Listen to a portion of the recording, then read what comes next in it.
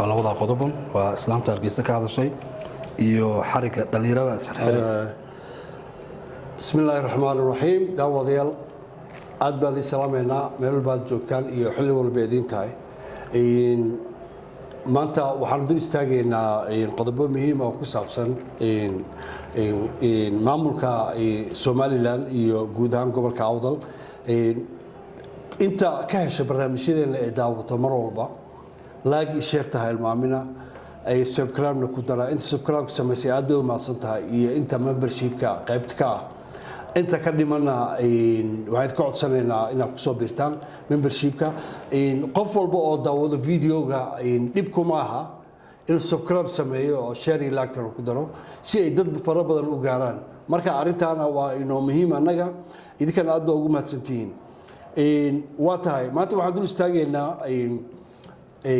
gobolka Awdal oo noqday meel la bartilmaameedsado ama marka la hadlayo idaacadaha laga hadlayo meel lagu soo halqaato la yiraahdo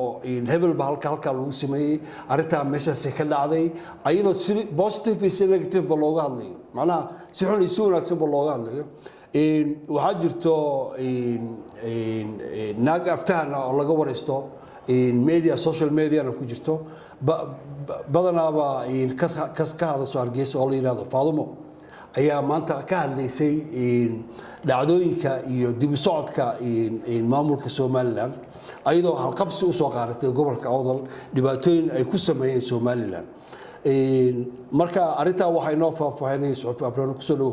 aad baad u mahadsantahay runtii waa arrin muhiim ah bulshadana ay ogaatay inay tahay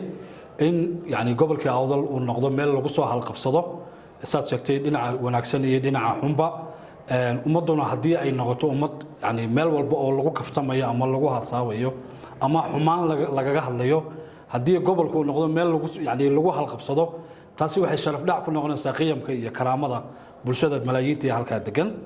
sidaas sheegtay Marwa Faadumo oo Marwa reer Hargeysa oo runtii inta badan ka hadasho baraha bulshada meelo badan ayaa waxa ay aad u dhaliilaysay maamulka ay ka tirsan tahay Somaliland iyo duubabkooga ama dadka ciidamada u sita marka dhinac marka laga eego in maamulkeeda dhalisho ma xumo laakiin waxa moodaa inay ku ladhay wixii Awdal ka dhacayay iyo waxa halka ka dhacayo Awdal ay ka dhigtay meel lagu digto oo lagu wiirsado oo wixii doona laga sameeyo laakiin ninka ka dhax butariya Hargeysa iyo Burco inaanan sharciguna qaban haduu dhaqan yahay iyo haduu siyaasi yahay maamadu marka hadalkeeda dad baa nimbar meel buu qaaday dadka Soomaaliyeed badan haweenka ama dumarka hoos bay u dhigaan laakiin dumar badan oo ragga siyaasiyiinta ka garaad iyo aqal badan baa jira oo ay tahay in arintooda iyo kaalintooda la dhageysto oo taladooda la dhageysto guud ahaan haweenka Soomaaliyeed waa dad codkar oo mudakar ah laakiin ragga inta badan dumarka oo ma arkaan dad hadalada marka maamada waxa kamid ah hadan soo koobo waxay sheegtay Somaliland in lagu kala tagayo maadaama uu sharci jirin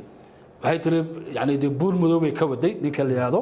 oo awiga hore yani wax badan ka hadlay oo asoo Hargeysa jooga ka dhaxlaha maamulkii hore ninka loo jiray Muuse Bixi annaga salka ka ridnay waqooyi bari ama Khaatume inay timaado annaga mas'uul ka ahayn annaga Xasan soo saarnay haddana waxa weeyaan Xasan baan dhisaynaa yani waxyaabahaas oo dhan marka loo eego sharciga maamulka Soomaaliland ay ku doodaan inay maamul yihiin ninkaas waa in xarig weeyaan arrintiisu waa kicin bulsho ninka haduu ka soo jeedi lahaa gobolka Awdal boorama ka dhexdhii lahaa maxaa dhici lahaa isagoon ma ahan macala haybtu sheegtaan la xiri lahaa iska daa isaga qabiilkiisana baa la xiri lahaa marka waxay u jeedeen ninka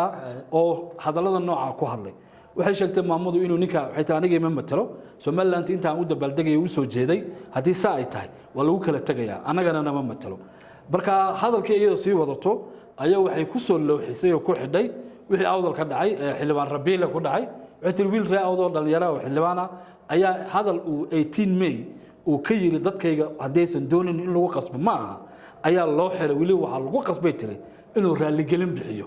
marka halka markii arrintu marayso waxay tiri kaana raali gelin buu bixiyo waa la xiray soo xasaanadaysta halkana nin duub dhan oo ummad matala ayaa la Somaliland ma jirto annaga Somaliland burburinay annaga Muuse Bixi meesha ka saarnay haddana waxay tiri wali ku sii dartay oo arrin kale oo culus ah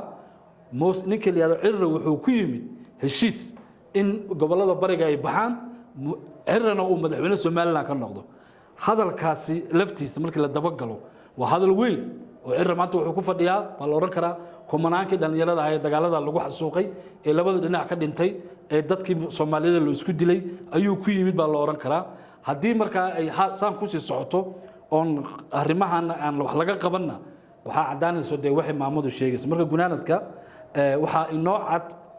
reer awdal inay dhagaysanayaan siyaasiyiin odayaal haween cid walba in ay tusaale u noqdaan waxa xun iyo dadka liita iyo dadka wixii doona laga yeelay waayo liidashada waxay keenaysaa markii qiyamkaaga iyo sharaftaada iyo xildhibaankaaga xasaanada la xiro waxaad noqonaysaa qof markaa aanan jirin baad noqonaysaa marka taasi waa inay dadka hurdada ka kacaan waa inay sharafta iyo qiyamka iyo deegaankooda iyo cirdigooda waa inay ilaaliyaan waxayna ku ilaalin karaan inay wax iyaga leeyihiin ay la yimaadaan oo samaystaan oo tusaalahan foosho xun ay ka hoos baxaan runtii waa tahay Marwo Faadumo qodobada ka hashay waa qodobo run ah waxay sheegtay in meesha maamulka jirin wax Soomaaliland inuu si jirin in xataa ay ogol yihiin in Soomaaliya hadii dib loogu celinayo ay diyaar yihiin marka waxyaabaha ay ka hadashay dhinaca gobolka Awdalna way u danqatay in lagu xadgudbay ayay ka hadashay Marwo Faadumo haddii ay gashan lahayd kabaha dumarka Awdal ay saa u hadli lahayd maanta dee banaanka maysa joogteen sida cad sida dee ninkan odaga laftiisa u hadlay marka mar walba waxa loo sheego iyo tilmaanta iyo waqtiga la geliyo in ay dadkan waxa ay ilay samaystaan lag jalaq uma siiyaan ma isleedahay marka dubo mar hore madax looga dhuftay ayaa wali ku maqan dadkan runtiisa aad sheegaysid goboladan ku dhaqan ummadan arliye balaaran xaqiiqdii nasiib darro weyn baa haysato xanuunka haysta ay la aamusan yihiin guud ahaan geyiga Soomaaliyeed ba isweydiinaya wax walba oo qof bila aadana lagu sameeyo oo uu ka kici karo dadkan waa loola tagay hadda hadalkan Marwo Faadumo ay ka hadlayso oo shalay buur madow marna iyaga isku dirayay marna uu been ka sheegayay marna uu faanayay yani hadalkii dadka baa la falanqeynaya laakiin qofku waa inuu diiro oo hadalka ka diiro oo aqli yeesho maamadoba way aragtaa qaladka oo buur madow qaladka wuu arkay aniga maxaa ii diiday inaan hadlo way arkaan meesha waxba ka jirin marka inay meeshan waxba oolin cid hargeyso aan la xireynin laakiin qofka reer awda xarig iyo dil iyo caburin oo diyaar u yahay dadku marka waxa loo baahan yahay markay halkaas kala marayaan inay ka soo dhaxbaxaan dad geesiyaal ah oo dumar iyo rag bale oo ummadan u hadla oo yiraahdo may sharciga aniga ay qabanaya waa inuu buur madow qabto imaam Faadumo qofku waa inuu yiraahdo taa bedelka waxay ka door bideen inay falanqeeyaan oo warbaahintan aan boorama iyo meel inay waxa aan falanqeeyaan laga hadlo halkii ay dhiidin iyo dhiirigelin iyo inuu noqoto in meesha laga baxo marka lama garan karo xanuunka ummadan ku dhacay damiirka iyo dadnimada yani milanka ku sameeyay haddana waliba ay si inda adag yihiin leeyahay waxa anaga Somaliland dhisanay Somaliland dadkii lahaana waa kuwa lagu kala tagay ma Somaliland haday leeyihiin inay wax ka noqdaan ay Somalilandooda adkaystaan oo ayaga ay xoroobaan miyaysan hayn way tahay mana doonayaan inay xor noqdaan mana doonayaan inay Somaliland miiska inta kula fariistaan oo labad gorgortamaan ma doonayaan hadii ay beesha dhaxay ay Somaliland nacday inay oran karaan xataa wardan nacdeen anaga Somaliland anaga Somaliland dhisanayna anaga adduunka geynayno xataa ila moogtay waxa aad leedahay waxbaan ku leeyahay marka aragtay ninkii kula lahaa inuu nacay waa in adiga boorka ka jafan Soomaan wadadka aaminsan waxa loogu yeero Somaliland ayaanu sheegaynaa intaba ma karaan wax kasta haday dhacaan magaalooyinka haday rogmaan dadka halkaan bay fadhii hadalka islaamaha iyo odayaasha bay dhageysan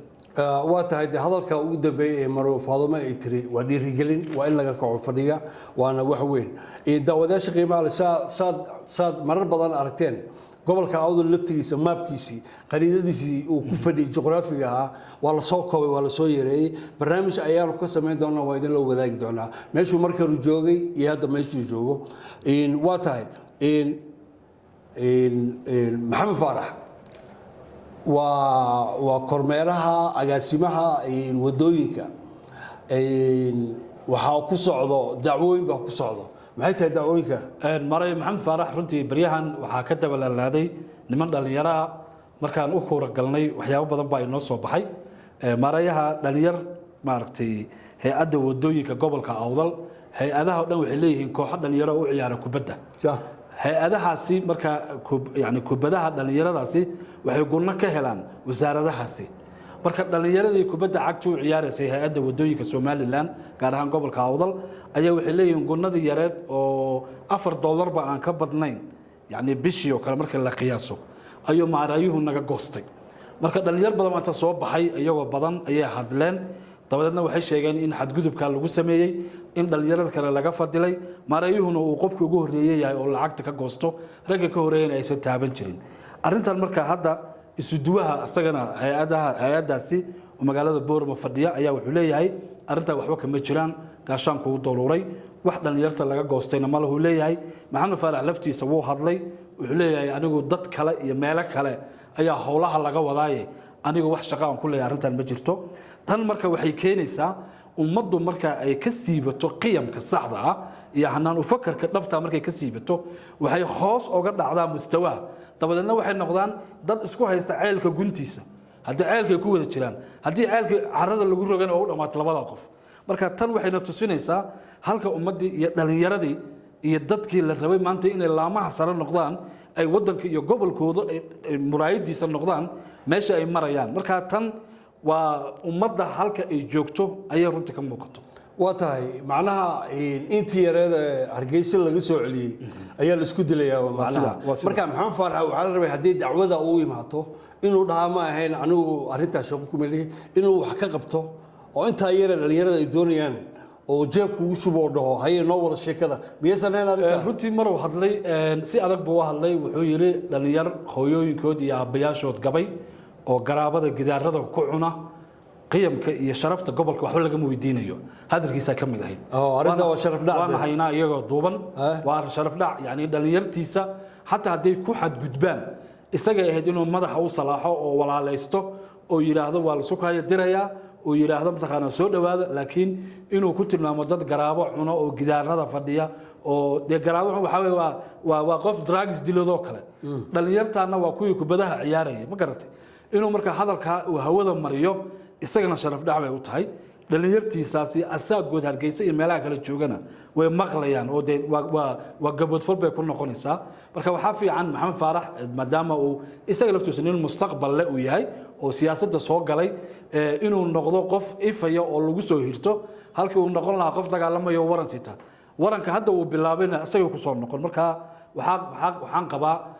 luf bay noqotay luf yar oo gacmaha ka soo horay oo Hargeysa ka yimid oo canshuurtoodii lagu soo celiyay way waxa la isku haysto laakiin dhalinyarada inay maskaxda furaan oo ay ogaadaan maxamed faaraxna inuu wax u hayn cirrana wax u hayn maxamed calin wax u hayn iyagay wax soo hayaan oo sharaftooda ay sare u qaadaan oo goboladoodii iyo deegaanadoodana ay isku talagalaan inay wax u noqdaan oo maamulna u dhistaan runtii waa tahay maxamed faarax hadallada uu yiri ku cambaaranayna dhalinyaradana hadduu maxamed faarax wax u qaban waayo anaga arinta wax ka qabanayno hanala soo xiriiraan hanagula soo xiriiraan hanoogu soo diraan email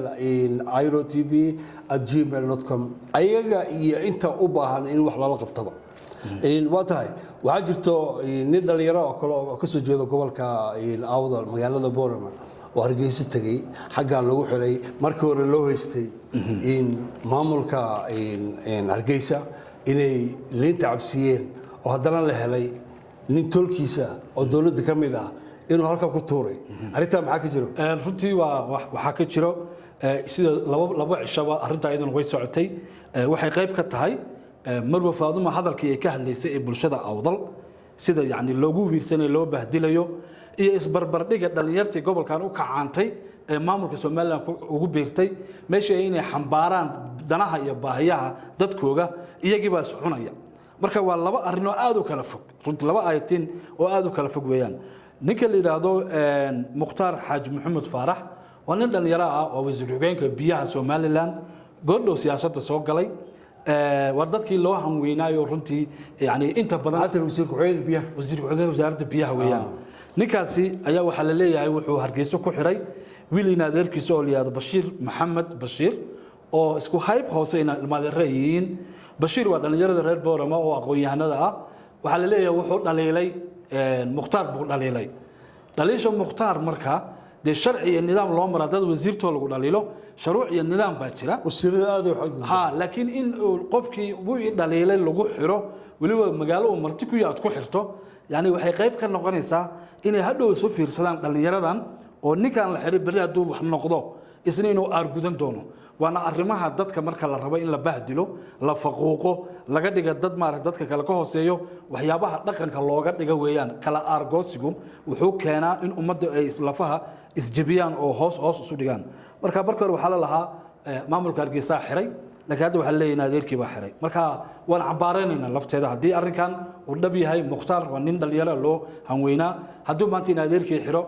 waxa leeyahay ninku dilay harku ma jiido برينا كوبا كلام بو حرحري marka dhalinyarada gada buursin ayaan darada haysata kuwii u kacaamay ama waqtiga ka faa'iideystay oo mud ka soo dhaxyiri meesha aan waxba la soo ogoleen hadana inay dadkoodu ku soo noqdaan war nasiib darro kale runtii dhalinyarada ku habsan waa tahay horumar may sameen horgalon bay noqdeen ismiyanayn ninka Soomaaliland ku biiray in adeerkii xiray waa horgal weyn oo raba inuu iska celiyo ninka walaalkiisa marka dhalinyarada waxaan ku baraarujinaynaa inay arrintaa ka fiirsadaan waxyaabaha laga hadlayo inuu noqdaan digniin kama dambaysa ay hore u socdaan ay sameystaan waxa ay leeyihiin cid walba oo doonaysa in barnaamijyadaas laga qayb qaato ama ka doodo anuu soo xiriirto airotv@gmail.com barnaamijyadeena dambana ha u daymaalaanina ku soo dhawaada xarunta Ibn Qayyim ee barashada Quraanka alxamdulillah waxaan dhameeyay juskii ugu horeeyay ma sha Allah hambalyo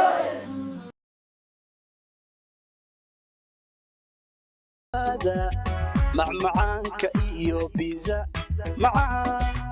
dhibaatada dhammaan adduunka ee dukaamaysiga internetka Eastleigh Soko waa jawaabta alaabtaada DJ dahabka qurxoon ka soo dalbo meel kasta Airo TV waxay ka caawin sidii loo sameyn lahaa xayeysiin ka hadlaysa ganacsigaaga nagala soo xiriir airotv@gmail.com